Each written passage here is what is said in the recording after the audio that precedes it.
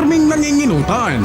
Always number one. Always number one. DCGB 729 kHz.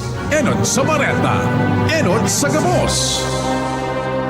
Ang DCGB miyembro kan KBP kapisanan ng mga broadcaster ng Pilipinas ang oras niya to mga tugang alas 12:02. Ipinipresentar kan Radyo DCGB ang kabilugan kan mga baretang kinalap kan pinagsarong puwersa kan News Center asin Mega Force Patrol. DCGB Bareta alas 12. DCGB Bareta alas 12. Mga pinakahuring pangyayari sa Kabikolan, sa nasyon asin ibang parte kan kinaban. Ibabareta na ngunyan. DCGB Bareta alas 12. Ngunyan ang sa indong tagapagbareta.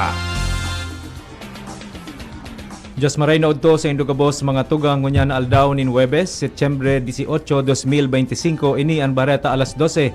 Kami po sa indong mga tagapagbareta. Sa pangaran po ni Miss Gina Ritterly, ako po si Jasmine Baloloy. Ako man po si Bert Nunez. Headlines kan darakulang mga bareta. Sa lado lokal, duwang Type 1 land ambulance na resibi na kan duwang PGA managed hospital sa probinsya nin Albay. PUJs sa Legazpi City Terminal, normal ang operasyon, apisar kan ipinag-anunsyong transport strike, kan man iba-ibang grupo. Mga media personnel sa probinsya pinagbawalan na magkondusir nin entrevista sa DPWH Bicol katakod kan memorandum hali sa DPWH Central Office. LTO Bicol padagos ang pagpapakusog kan dispersos sa pagdistribuir kan mga backlogs na plaka.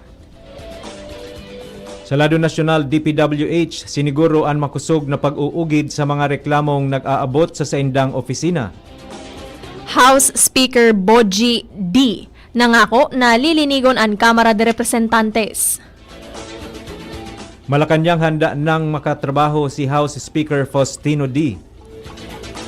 Hirit na dagdag na pondo para sa mga masunod na taon, kumpiyansa ang DepEd na makakamtan ini. Sa ibang nasyon, Israel nagpapahiling nin kawaaranin interes sa ceasefire deal sigun sa United Nations. Baretang Sports alas Pilipinas, bako sa nang pang Southeast Asian Games, as in Asian Games, kundi pang world-class level na. Iyan po ang headlines ngunyan sa mga detalyes kan mga bareta. Ang baretang ini hatod sa Indukan. Plemex for Kids. Mommies, agapan agad ang ubo at plemang nakabara. Pambatang lagundi. Plemex! Duwang Type 1 land ambulance na may kompletong medical supplies asin equipment ang formal nang nairesibi kan duwang Provincial Government of Albay managed hospitals kasuhapon. Katakod kan ginibong ceremonial turnover, naresibi kan Dr. Lorenzo P. Ziga Memorial District Hospital asin Manito Municipal Hospital ang nasabing behikulo hali sa Department of Health o DOH Health Facilities Enhancement Program na pinunduhan sa irarom kan General Appropriations Act Fiscal Year 2024. Apero sa seremonyas, ginibuman ang inspeksyon, users training asin orientation para sa mga emergency responders kan Ziga Hospital asin MMH. Ang baretang ini hatod sa Indukan. Artisan Joint Supplement. Bumabagal ang galaw dahil sa joint pain at arthritis. Mag-Artisan. Normal ang operasyon ngunya na aldaw kan mga public utility jeepneys sa Legazpi City Terminal may rutang Tabaco, Santo Domingo, Bakakay, Tiwi, Manito, Buena Vista asin iba pang lugar. Abesar kan nationwide transport strike na ipinaglansar kan man iba-ibang grupo bilang protesta laban sa korupsyon. Sigon sa entrevista kan DCGB News, sa sarong jeepney driver ngunya na aldaw, daisinda nakaresibinin maski anong abiso hali sa Indang Transport Association manungod sa strike kun kaya padagos ang sa indang regular na operasyon. Ang baretang ini hatod sa Indukan. Plemex. Pag may ubo o hika, Plemex agad. Basta lagundi, Plemex. Bawal na mag-interview ang media sa siisay man na pamayo kan Department of Public Works and Highways o DPWH Bicol. Sigun sa entrevista kan DCGB News sa sarong reliable source, katakod ini kan ipinaluwas na memorandum ni DPWH Secretary Vince Dizon may petsang Setyembre 11. Ngunya na taon na bawal na magpa-interview an maski si Isay na personahis kan ahensya apera nasana kun siya mismo ang kakahurunon. Ang impormasyon na pag-araman kan gibuhon kan DCGB News and follow-up na mahagadan nin reaksyon an pamayo kan departamento manungod sa investigasyon kan gobyerno probinsyal sa paagi ni Gobernador Noel Rosal sa mga sitwasyon kan tinampo sa bilog na probinsya, partikular na ang nasa Tercer Distrito.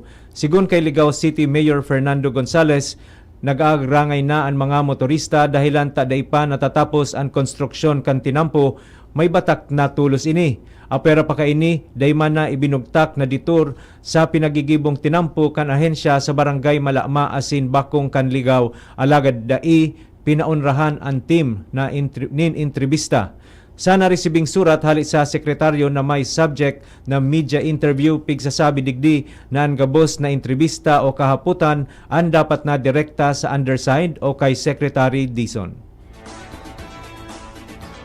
Mas pinakusog na espuwersos ang pinagigibo kan Land Transportation Office o LTO Bicol sa pagdistribuir kan mga backlogs na plaka kan mga motorsiklo asin tricycle kan taong 2017 pa ibaba. Sigon kay LTO Bicol spokesperson Jamie Loperes, sobra 200,000 na plaka ang dapat na maidistribuir sa mga tagsa diri kaini alagad sa ngunyan 45,000 o kapareho nin 23% pa sana ang naipapanao sa bilog na rehiyon Bicol. Mientras napadagos man ang espuersos kan ahensya sa paay kan mga district offices, pagkondusir nin mga satellite distribution sa mga parke, municipal hall, city hall, o sa iba pang matatawong lugar tangani mas mairani ang distribusyon sa publiko. Natuldukan ang sobra 2 dekadang pagtatago kan sarong most wanted individual kan Tabaco City matapos na maarestar kan mga personahes kan Tabaco City Police Station o CPS kasuhapon. Sigun kay Tabaco CPS Chief Police Lieutenant Colonel Edmundo Cerillo Jr., ang suspect na si alias Ram na nagtatago nin 22 na taon sa kasong rape naarestar bandang alas 5:10 nin pagkahapon sa syudad. Basado sa naresibing tip, tulos man na nalocate kan operatiba si alias Ram asin tulos na inarestar. Sa ngunya nasa kustodiya na kan Tabaco CPS ang suspect para sa magkakanigong dokumentasyon asin disposisyon. Sobra 348,000 pesos kantidad nin illegal na droga ang nakumpiskar kan mga personahes kan Police Regional Office 5. Katakod kan sarong aldaw na operasyon kan maniba-ibang hepatura sa rehiyon Bicol kasuhapon. Basado sa ipinaluwas na daily operational accomplishments kan ahensya, ang kantidad hali sa nakumpiskar na 51.18 gramo nin pinagtutubudang illegal na droga kung sa inaarestar man ang 9 na persona. Apera kaini nanotaran man kan ahensya ang 705 violators kan mga lokal na ordinansa as nakolektar man ang sobra 143,000 pesos na mga penalidad kan nagbalgar. Dagdag na 1,500 na pasyente ang piglalauman na maseserbihan kan Department of Health Bicol Regional Hospital and Medical Center o BRHMC oras na mapatindog ang maniba-ibang edipisyo kan ospital. Sigun sa DOH Bicol, sa pag-inspeksyon ni DOH Secretary Ted Herbosa sa ospital, napag-araman na nasa proseso na ang pagpatindog kan 20-story Integrated Specialty Center and Wellness Hub, 15-story ward building Central Block, 10 floors kan outpatient department, 5 floors kan brain ward, spine ward, as in operating room, women's building as in patient surge facility kan ospital. Pinaglalauman man kan ahensya na nabubuksan sa publiko ang mga nasabing pasilidad sa taon 2027 sagkod 2028. Nakuha kan rehiyon Bicol ang sarong historic medical milestone matapos mairehistro ang matrayumpong pinakaenot na multi-organ donor retrieval kan baga asin bato hali sa sarong na maaram na organ donor.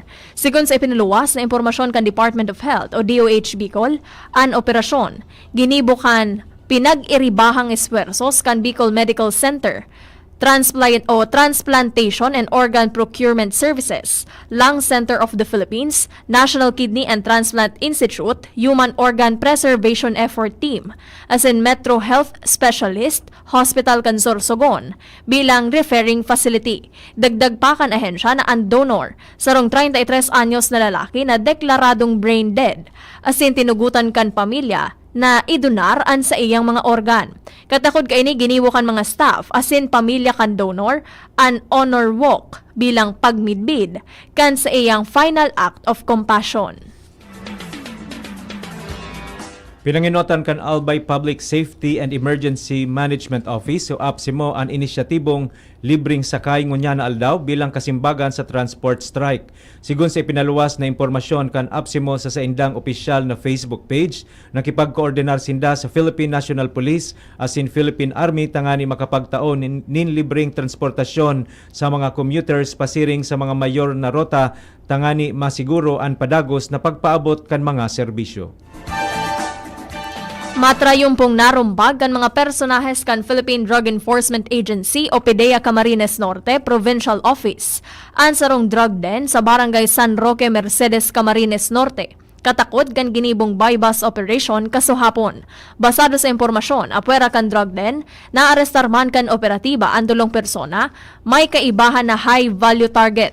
Apwera kaini na kumpiskar man kan PDEA Camarines Norte ang 13 gramo nin pinagtutubdang shabu na may estimated standard value na 81,000 pesos, drug paraphernalia, arog kan mga aluminum foils, improvised tutors, lighters as in mark by bust money.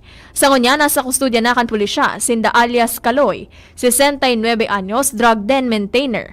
Alias Ronron, 19 anyos, bisita kan drug den. As in alias Ed, 31 anyos, na bisita man sa lugar. Nakatalaan man hampangon kan mga ini ang kasong pagbalgar kan sections 5, 6, 7, 13 as in 14, Article 2 of Republic Act 9165 o Uncomprehensive Dangerous Drugs Act of 2002. Abangan pa ang ibang mga bareta sa pagbabalik kan bareta alas 12. The Diocese of Legazpi brings you One Voice Part 2. One Voice Part 2, a dinner concert for a cause, featuring the clergy and seminarians of the Diocese of Legazpi with renowned chef, Chef Jesse Senchoco, as we serve fine dining experience. Sana naman po yung mga kababayan natin sa Legazpi at sa mga kalapit bayan, huwag po kayong manghinayang sa itutulong ninyo. Huwag tayong titigil ng paggawa ng mabuti, lalong-lalo na kumpara sa Diyos na pinagmulan ng lahat ng ine-enjoy natin sa buhay. Happening on October 10, 2025, 6 p.m. at the Legazpi City Convention Center, LC3. Reserve your seat now. Tickets available at your local parish. Be a benefactor. Support a seminarian. Lugod mapangyari asin maging mabunga huli kan sa inong suporta asin tabang kan sa tong mahal na Diyos. Salamat po.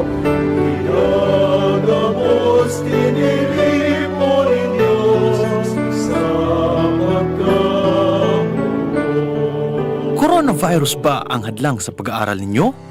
Andito na ang Southern Luzon Technological College Foundation Incorporated ay gumawa ng hakbang sa mga gustong mag-aral sa junior, senior high school at kolehiyo. Ang SLTCFI ay handang umagapay sa mga mag-aaral upang may pagpatuloy ang kanilang pag-aaral at pagharap sa new normal o sa makabagong panahon na ating kinakaharap. Sila ay nag-o-offer ng flexible blended learning o online or offline/modular classes. Kung may sapat na gadget o may maayos na internet connection, maaari niyang piliin ang online classes. At kung ang estudyante naman ay walang sapat na gadget at walang maayos na internet connection, maaari niyang piliin ang offline/modular classes. Sa ganitong paraan, malaki ang matitipid ng mga magulang, wala na silang iisipin na pamasahe, paon at iba pa na kinakailangan. Ngayon, mas magagabayan palalo ng mga magulang ang kanilang mga anak at higit sa lahat, masisiguradong mapaprotektahan pa sila sa mga pwedeng masagap sa labas tulad ng COVID-19. SLTCFI Course courses offered: Junior High School, Grade 7 to Grade 10, Senior High School, Grade 11 to Grade 12 with academic track, STEM, GAS, ABM, and HUMSS. College, Bachelor of Secondary Education, majors in English, Mathematics, and Filipino. Bachelor of Technical Vocational Teacher Education Program, Bachelor of Science in Business Administration, major in Human Resource Development Management, major in Business Process Service Management, and major in Financial Management. Bachelor of Tourism Management, Bachelor of Science in Computer Science, Bachelor of Science in Information System, Associate in Computer Technology. What are you waiting for? Enroll now in our online registration. Visit www.sltcfi.com/ENROL. And for more information, please contact us at 0977-147-3488.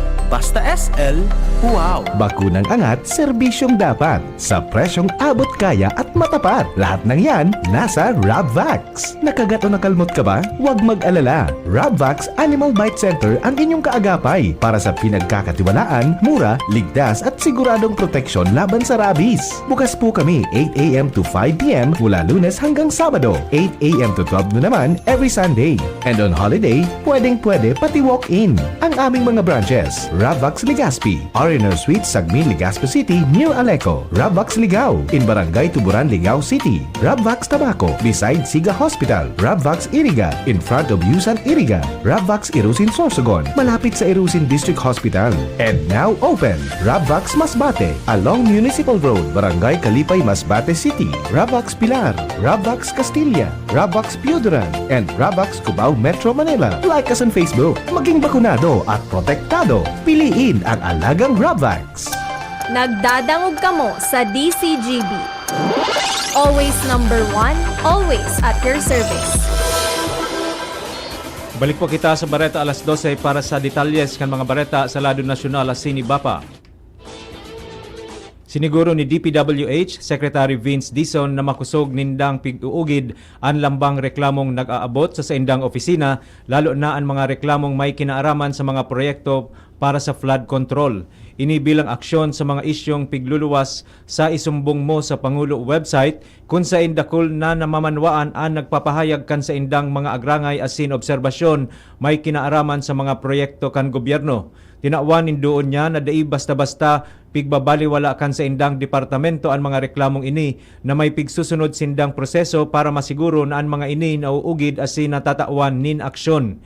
Sa sarong interpelasyon sa House Committee on Appropriations kung sain si Congressman Romeo Momo ang nagsirbing Vice Chair, hinapot ka ini kay Secretary Dizon kung paano man nanggad masisiguro kan DPWH na ang mga reklamong sa indang nariresibi lehitimo asin bako sa nagibo-gibo o kaya may motibong politikal. Sigun kay Dizon, ang pangenot na basehan ninda sa pagsimbag sa mga reklamong nariresibi iyo ang kun ang proyekto maikukonsiderar na ghost project, gustong sabihon bako talaga existido o kaya dai natapos. Ipinahayag kan bagong tukaw na si Speaker Faustino D. III na igwang pagkukulang ang Kamara de Representantes asin hinagad sa publiko na pabayaan ini na maitama ang mga pagkakasala asin malinig an sa indang lado.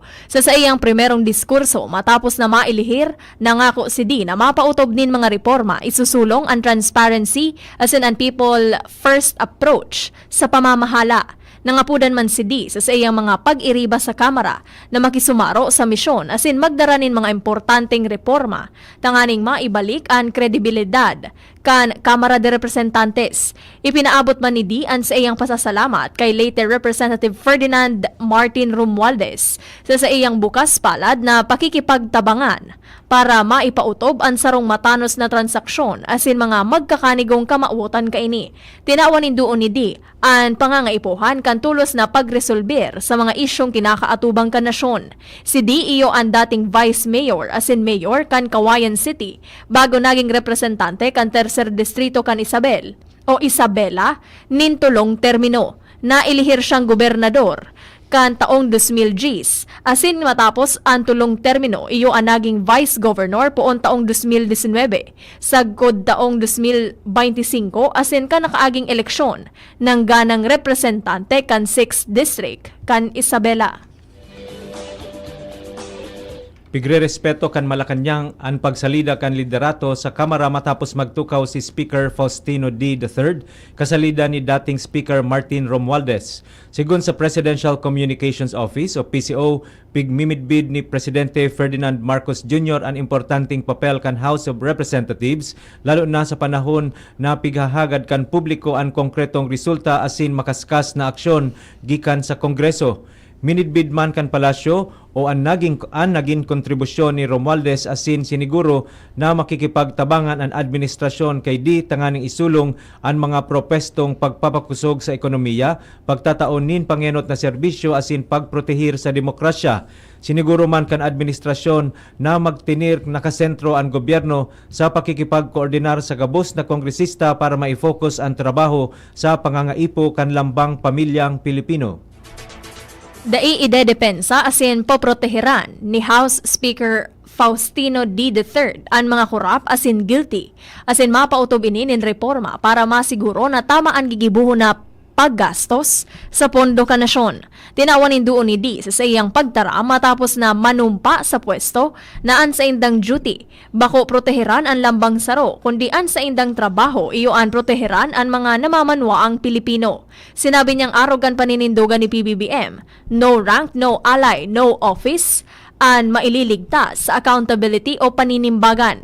Papakusugon man ang Oversight Committee kan Kamara asin makikipagtabangan ini sa Independent Commission of Infrastructure. Hinagad man ni D ang tabanggan sa mga kapwa kongresista para siguruhon na ang lambang sentimo na pigtatagamahan in budget sa lambang departamento iyo ang matugma sa pangangaipo ka na mamanwa ang Pilipino. Hinagad niyang pagtarabangan na makapagpasar nin sarong matanos asin malinig na budget na maitatagama sa tamang mga programa para sa namamanwaan.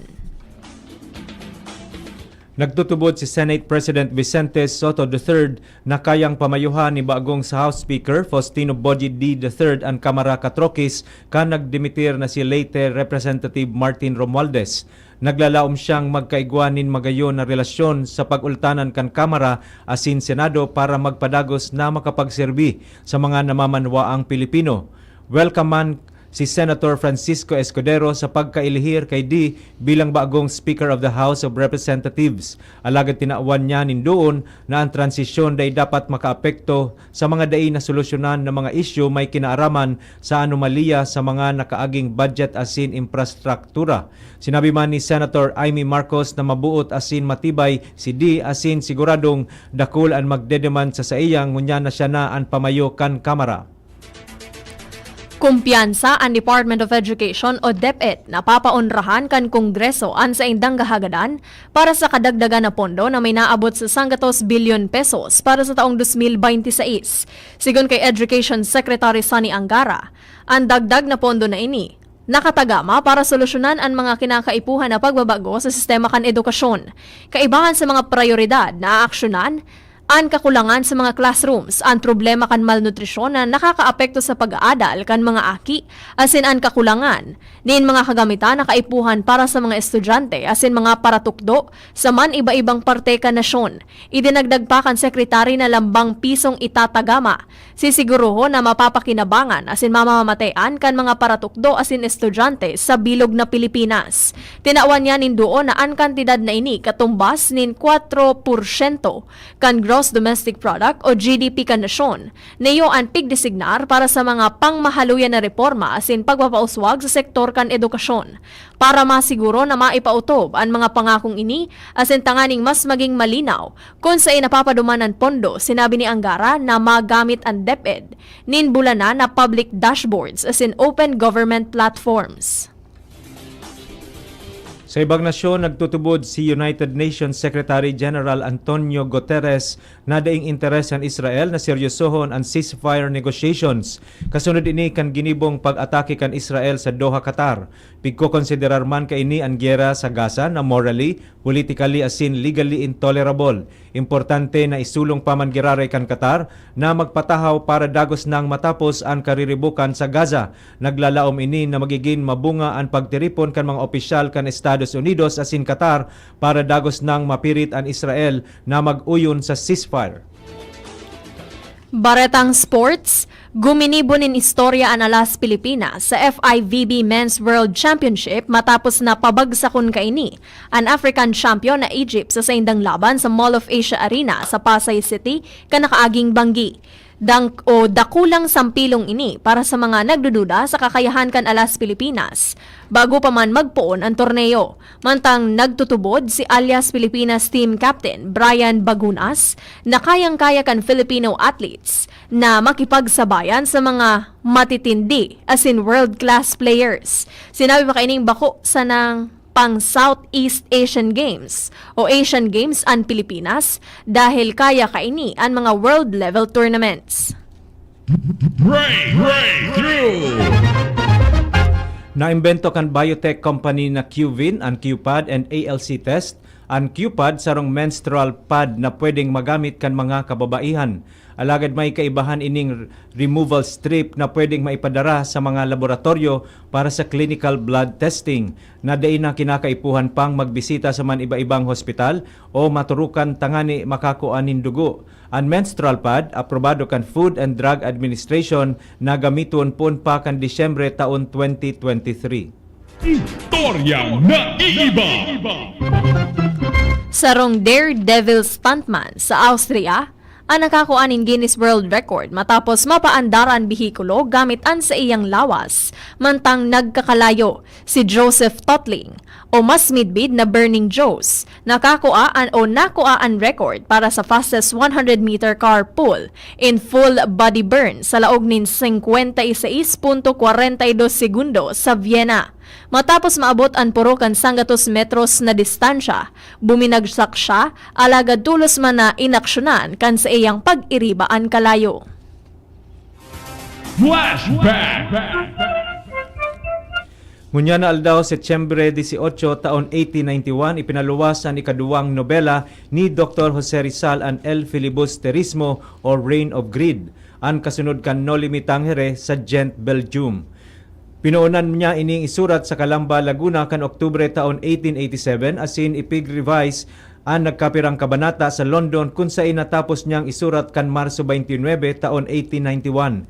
Naging inspirasyon ni Rizal sa iyang nobela ang tulong martir na padi na sina Mariano Gomez, Jose Borgus asin Jacinto Zamora o mas midbid na Gumbursa. Mga tugang yan na po ang kabilugan kan sa tuyang alas 12 mga bareta tinipo na sin kinalap sa DCGB News Base. Sa pangaran kan mga nagsurat kan bareta na pinamamayuhan kan sa tuyang News Manager and News Director Sir Mar de la Cruz kay ba si Miss Nicole Gloriani, Social Media Writers Miss Jenny Macho Balyaran, Miss Shara May Leron asin Mr. Jimos Barrios, sa lado technical si Sir Nems Flora asin Mr. Jerome Nico Martinez. Sa ngaran po kan bilog na tropa kan Megaforce Patrol asin sa pangaran kan mga nag-aantabay sa DCGB News Facebook page, DCGB YouTube channel, DCGB Live app asin sa 729 kHz sa pihitan kan sa indong mga radyo. Kami po ang sa indong mga naging tagapagbareta. Sa pangaran po ni Miss Gina Ritterly, ako po si Jasmine Baloloy. Ako man po si Bert Nunez. Abangan po ang masunod na programa Iskaramusa with Miss Angel Mostasa. Salamat po and have a good day. Sa indong nadangog ang mga darakulang bareta ngunyan na aldaw ang tabayan ng giraray sa aga ang sarupang edisyon kan DCGB